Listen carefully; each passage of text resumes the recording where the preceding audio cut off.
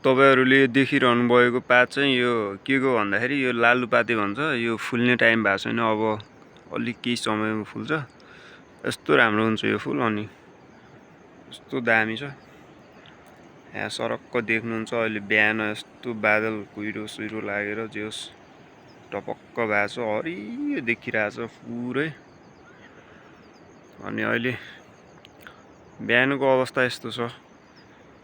आफ्नै घर हो, यहाँ योहरू राखेको भनेको यो पहिला पुरानो घरको काठहरू हो। यो पानीले नभिजोस् भनेर राखेको। यता टोयलेट बाथरुम जोस् मातिर अलिकति जङ्गल छ। अनि यस्तो दामी भएको छ कि अहिले चाहिँ घाम पनि लागेको छैन, पानी नि परेको छैन, जे होस् दामी छ के।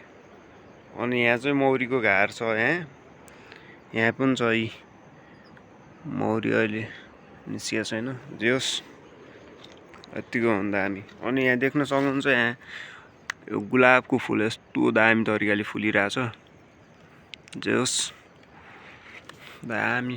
अनि यहाँ अर्को फुल पनि छ अझै, अनि यसलाई के भन्छ यसको नामै थाहा भएन मलाई।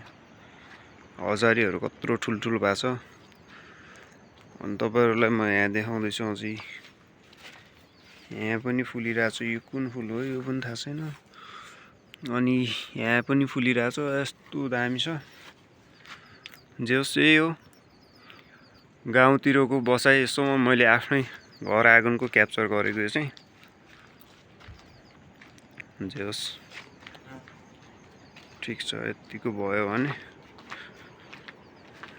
जस रमाइलो आजभोलि चाहिँ हरियाली भयो भने कस्तो रमाइलो हुँदो रहेछ। यहाँ चाहिँ यस्तै छ, अहिले बर्खाको टाइममा सब बाहिर छ सामानहरू। जे होस् यहाँ पनि छ मौरीको घरहरू दुईटा, मौरी चाहिँ छैन, यस्तो बवाल छ।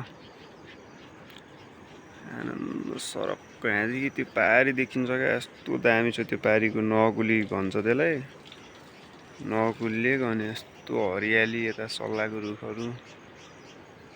अनि यता गाउँतिरको देखिया छैन अहिले, कुहिरोले रुखहरूले अलिअलि देखिरह होला, त्यस्तो खासै छैन।